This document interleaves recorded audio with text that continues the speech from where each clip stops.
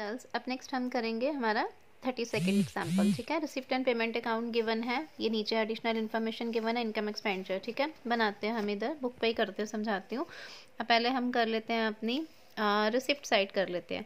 Cash in hand given है, ये तो हमारा ओपनिंग कैश है, इसको हम बैलेंस शीट में लेंगे। ठीक है, उसके बाद है इंटरेस्ट फीस। इंटरेस्ट फीस कितनी गिवन है? 4000। इंटरेस्ट फीस से रिलेटेड हमें नीचे कोई इन्फॉर्मेशन जो है वो नहीं की दी हुई। ठीक है, उन्होंने ये लिखा है interest fees are to be treated as revenue, तो ऑब्वियसली इनकम है, तो बाय इंटरेस्ट फीस आ गई हमारे पास 4000। ठीक है, इंटरेस्ट फीस के बाद हमारे पास गिवन है सब्सक्रिप्शन, 3 सालों की गिवन है, हमने करंट ईयर की लेनी, उन्हें आपको बोला था ना करंट ईयर की लेते हैं 12200 प्लस नीचे सब्सक्रिप्शन से रिलेटेड पॉइंट दिया हुआ है सब्सक्रिप्शन ड्यू, ड्यू मतलब आउटस्टैंडिंग है, तो करंट आउटस्टैंडिंग हमने क्या कर लेनी है प्लस, ये तो पिछले साल की दी है ना, ये हम जब ओपनिंग बैलेंस शीट वगैरह बनाते हैं उसमें आएगी, तो करंट की क्लोजिंग को हम क्या कर लेंगे प्लस, यानी कि यहाँ पे आ जाएगा 12200 जो ऊपर गिवन थी हमारी करंट, प्लस उसमें कर देना है हमने 1600 जो हमारी करंट ईयर की दी थी, तो वो आ गई 13800। ठीक है, उसके बाद है sale of investment, investment sale की है 30000 की,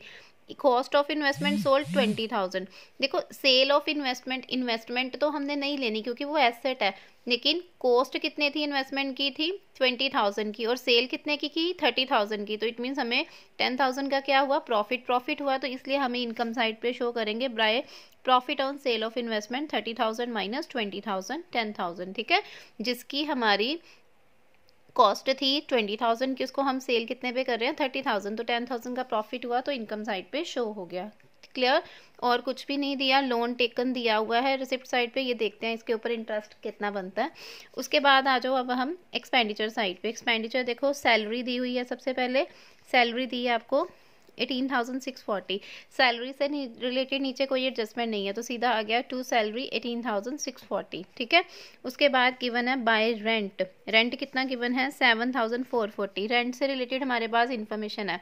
रेंट ड्यू, ड्यू का मतलब क्या होता है आउटस्टैंडिंग, तो आउटस्टैंडिंग एक्सपेंस हम क्या करते हैं प्लस करते हैं, कौन से क्लोजिंग के, क्लोजिंग क्या था 1440, और ये क्या था ओपनिंग, ओपनिंग क्या हो जाएगा माइनस, तो देखो रेंट वाला पॉइंट 7440 प्लस क्लोजिंग 1440 प्लस करेंगे और माइनस 720 कर देंगे, तो आ गया हमारे पास ये। रेंट के बाद गिवन है इलेक्ट्रिसिटी, इलेक्ट्रिसिटी से रिलेटेड नीचे, इलेक्ट्रिसिटी से रिलेटेड भी नीचे पॉइंट है बिल ड्यू, ड्यू मतलब आउटस्टैंडिंग, तो क्लोजिंग प्लस हो जाएगा 800 प्लस कर देंगे और 2560 माइनस कर देंगे। 3120 की इलेक्ट्रिसिटी है, ठीक है, उसमें क्लोजिंग हमारा प्लस हो जाएगा, क्लोजिंग है 800 और माइनस हो जाएगा ओपनिंग 2560, तो वो इतना आ गया। ठीक है, इलेक्ट्रिसिटी के बाद है प्रिंटिंग एंड स्टेशनरी, प्रिंटिंग से रिलेटेड कोई पॉइंट नहीं है, तो डायरेक्ट आ जाएगा 720, तो प्रिंटिंग स्टेशनरी आ गई हमारे पास, नहीं कितने किया 1320, तो प्रिंटिंग स्टेशनरी आ गई 1320। सैलरी हो गया, प्रिंटिंग हो गया, उसके बाद है जनरल एक्सपेंस, जनरल एक्सपेंस 1840, तो जनरल एक्सपेंस भी आ गए 1840। ठीक है, उसके बाद था इंश्योरेंस प्रीमियम, इंश्योरेंस प्रीमियम 720। अब यहाँ पे प्री पेड इंश्योरेंस है बेटा, आउटस्टैंडिंग एक्सपेंस क्लोजिंग प्लस होते हैं, तो प्री पेड एक्सपेंस क्लोजिंग क्या हो जाएंगे माइनस, आउटस्टैंडिंग क्लोजिंग प्लस होते हैं, तो प्री पेड क्लोजिंग क्या होंगे माइनस, तो प्री इंश्योरेंस गिवन है 720, 720 में 280 हम क्लोजिंग वाले क्या करेंगे माइनस, इसमें प्लस क्या होंगे ओपनिंग वाले, क्यों प्लस होंगे ओपनिंग वाले क्योंकि ये प्री पेड है, तो 200 720 में 200 प्लस कर देंगे, 200 प्लस कर देंगे और 280 जो ऊपर थे हमारे क्लोजिंग के वो क्या हो जाएंगे माइनस हो जाएंगे, तो बैलेंस कितना आ गया 640।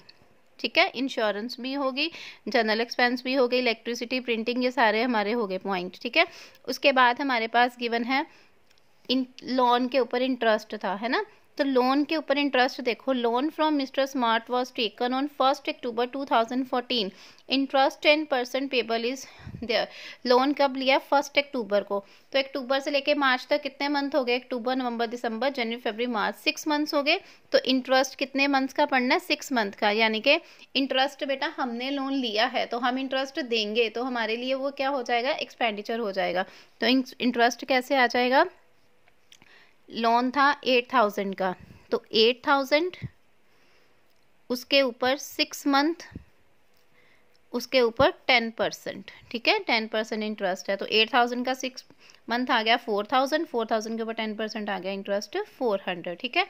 अब ऊपर एक हमें दिया था परचेज ऑफ फर्नीचर। अब फर्नीचर तो हमारा एसेट है, लेकिन एसेट के ऊपर हमें क्या लगती है, डेप्रिसिएशन लगती है। अब देखो नीचे डेप्रिसिएशन कहीं बताइए, yes, furniture value was 12,000, new furniture was purchase on. अब ये फर्नीचर वाला पॉइंट रह गया था, इसको ध्यान से समझो।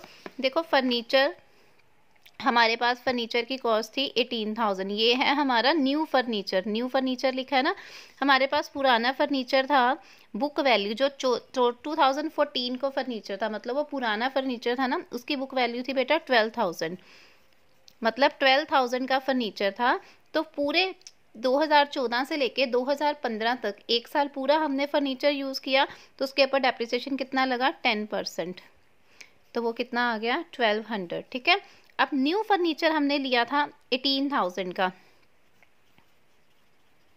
पर न्यू फर्नीचर उन्होंने बोला new furniture was purchased on 1 अक्टूबर। अब पूरे साल का तो नहीं हम इसके ऊपर डेप्रिसिएशन लगाना, हमने डालना है 1 अक्टूबर 2014 से 31 मार्च 2015 तक, 6 मंथ्स बन गए। तो 18,000 के ऊपर 6 मंथ के लिए डेप्रिसिएशन डालना है 10%। 18,000 का 10% आ गया 1800, और 1800 का 6 मंथ के लिए निकाल रही है तो आ गया 900। तो टोटल डेप्रिसिएशन कितनी आई, 20। तो डेप्रिसिएशन हमारा क्या होता है, लॉस। तो एक्सपेंडिचर साइड पे आ गया depreciation on furniture 2100। Is it clear. Income and expenditure account, जो बैलेंस आया, अब बैलेंस इधर वाली साइड कम आ रही है, तो यहाँ पे हम क्या लिखेंगे, बाय डेफिसिट, सिंपल लिख सकते हैं। बाय डेफिसिट कितना आ गया 6,660। ये था हमारा इनकम एंड एक्सपेंडिचर अकाउंट, ठीक है। अब हम बनाएंगे बैलेंस शीट। अब क्लोजिंग बैलेंस शीट बनानी है, उसके लिए हमें क्या चाहिए, कैपिटल भी चाहिए होती है। तो कैपिटल के लिए हमें कई बार वर्किंग नोट्स में बेटा ओपनिंग बैलेंस शीट बनानी पड़ती है, ठीक है। अब हम बनाते हैं पहले ओपनिंग बैलेंस शीट, चलो क्लोजिंग स्टार्ट, ओपनिंग पहले बनाएंगे फिर ही हमारी क्लोजिंग बनेगी, ठीक है। ओपनिंग बैलेंस शीट बनाते हैं, वो मैं आपको कॉपी पे ही बना के साथ साथ बताती हूँ कैसे आनी है हमारी opening balance sheet. Opening balance sheet बनेगी, balance sheet as on balance sheet जो है हमारी जो पिछले साल की बननी है ना, ओपनिंग वाली बननी है 31 मार्च 2014 को बननी है ना। ये आ गए एसेट्स, ये आ गई हमारी लाइबिलिटीज, ये आ गया अमाउंट, ठीक है। अब देखो बेटा बैलेंस शीट तो वैसे एक ही बार बनती है, लेकिन जो हमारे पास सम्स में, इन सम्स में क्या है बेटा, ओपनिंग इन्फॉर्मेशन भी गिवन होती है ना, ओपनिंग इन्फॉर्मेशन, ओपनिंग कैश भी गिवन था, तो इसलिए हमें ओपनिंग बैलेंस शीट भी बनानी पड़ती है। लेकिन याद रखना ये जो ओपनिंग बैलेंस शीट बनानी है 14 की, ये आपने वर्किंग नोट्स में बनानी होती है, ना कि एक सीधी बनानी होती, ठीक है। अब पहले तो लिखेंगे कैश, ओपनिंग कैश गिवन था आपको 4,000, 2 वाली साइड पे जो गिवन होता है वो ओपनिंग होता है, तो कितना गिवन है 4080, ठीक है। ये हमारा ओपनिंग जो है वो हमें कैश जो है वो गिवन था, ठीक है। उसके बाद हमारे पास देखो ओपनिंग हमारे पास यहाँ पे फर्नीचर गिवन था 14 में, 14 का फर्नीचर था 12,000 का, तो कितना आ गया फर्नीचर 12,000। पहले साल जब आपने फर्नीचर परचेज किया उसी साल तो डेप्रिसिएशन नहीं ना लगेगी, डेप्रिसिएशन आपको साल बाद लगनी है। तो इट मीन्स 2014 में सिर्फ आपने परचेज किया, डेप्रिसिएशन 15 में जाके हम माइनस करेंगे। यहाँ ओपनिंग में डेप्रिसिएशन माइनस नहीं होगी, क्यों नहीं होगी, क्योंकि इस साल तो आपने परचेज किया है, तो डेप्रिसिएशन कब लगती है, साल बाद लगेगी जब आप उसको यूज़ करोगे, ठीक है। फर्नीचर हो गया। और देखो ओपनिंग से रिलेटेड इन्फॉर्मेशन,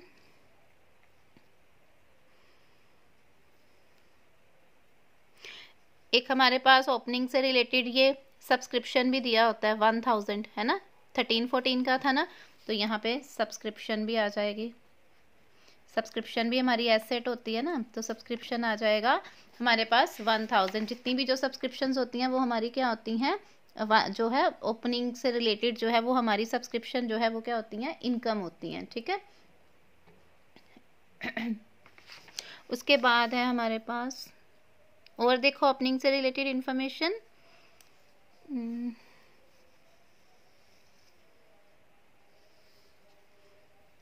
हाँ जी, cost of investment sold was ₹20,000, investment given है, तो इन्वेस्टमेंट हमारे पास क्या है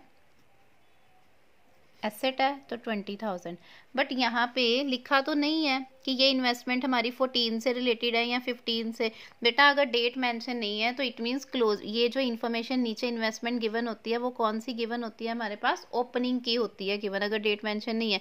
यहाँ पे देखो उन्होंने क्या लिखा है, हमने इन्वेस्टमेंट जो की थी 20,000 की, ये जो ऊपर इन्फॉर्मेशन होती है ना इसमें, ये हमारी न्यू इन्फॉर्मेशन होती है। जो नीचे एडजस्टमेंट में होती है वो ओल्ड होती है। मतलब अगर डेट मेंशन नहीं है, अगर तो डेट मेंशन है फिर तो पता है कि वो न्यू है या ओल्ड है, लेकिन अगर डेट मेंशन नहीं है तो इट मीन्स जो इन्वेस्टमेंट हमने सेल की थी 20,000 की, मतलब इन्वेस्टमेंट हमने, कॉस्ट ऑफ इन्वेस्टमेंट है ना, हमने इन्वेस्टमेंट पे जो खर्चा किया था 20,000 का, उसको सेल कितने का किया था? 30,000 का। तो 10,000 हमने प्रॉफिट लिया था ना इनकम एक्सपेंडिचर में, तो ये हमारी क्या आ गई है? ओपनिंग। अब ओपनिंग हमारा एक प्रीपेड इंश्योरेंस था, ओपनिंग था ना प्रीपेड इंश्योरेंस, तो प्रीपेड इंश्योरेंस।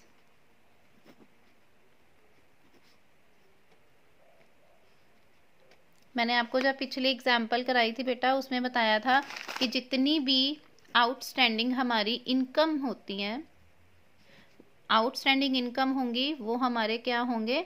एसेट्स होंगे। और आउटस्टैंडिंग एक्सपेंडिचर हमारे क्या होंगी? लाइबिलिटीज, बताया था ना।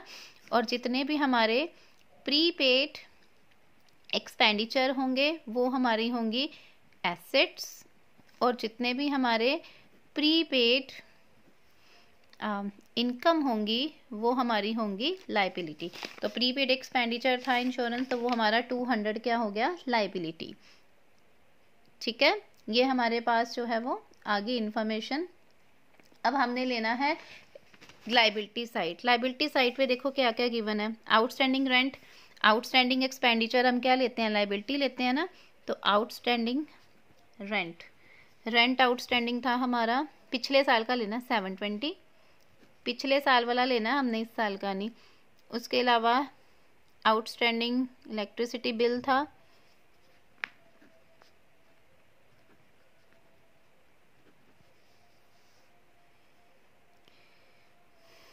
टू 560। ठीक है, अब दोनों साइड का टोटल करोगे, जो बैलेंस आ जाएगी वो आपकी क्या निकल आएगी? जो भी बैलेंस आ जाएगा ना दोनों साइड का टोटल करके, वो हमारा क्या निकल आएगी? कैपिटल। तो कैपिटल आ जानी है हमारी 34,000। इन दोनों साइड का बैलेंस करोगे तो ये बैलेंसिंग फिगर आ जाएगी। हाँ जी बेटा लिसन, एसेट्स और लाइबिलिटी हमेशा हमारी सेम आती हैं, है ना, दोनों साइड पर। वो दोनों साइड जब आप क्लोजिंग बैलेंस शीट बनाओगे ना उसमें सेम आएंगी। ये आप ओपनिंग बना रहे हो, ओपनिंग इसीलिए बनाई थी कि हमारे पास कैपिटल नहीं गिवन था तो उसको फाइंड आउट करना था। तो जो भी दोनों साइड का करके आया वो बैलेंसिंग में गया। अब समझ आया? वर्किंग नोट्स में हमने ओपनिंग बैलेंस शीट बनानी जिसमें हमने सारी ओपनिंग से रिलेटेड इन्फॉर्मेशन लेनी है। ठीक है, अगर कोई प्रीपेड एक्सपेंड आउटसाइड इनकम है तो वो ओपनिंग में हमने लेनी, जो ओपनिंग की होंगी। ऐसे ही अब हम बनाएंगे क्लोजिंग बैलेंस शीट। ये वर्किंग नोट में नहीं बनानी, क्लोजिंग ओपनिंग में सिर्फ बनानी, वर्किंग नोट में opening balance sheet. Closing balance sheet आपने सिंपल बनानी है इनकम एक्सपेंडिचर अकाउंट के बाद।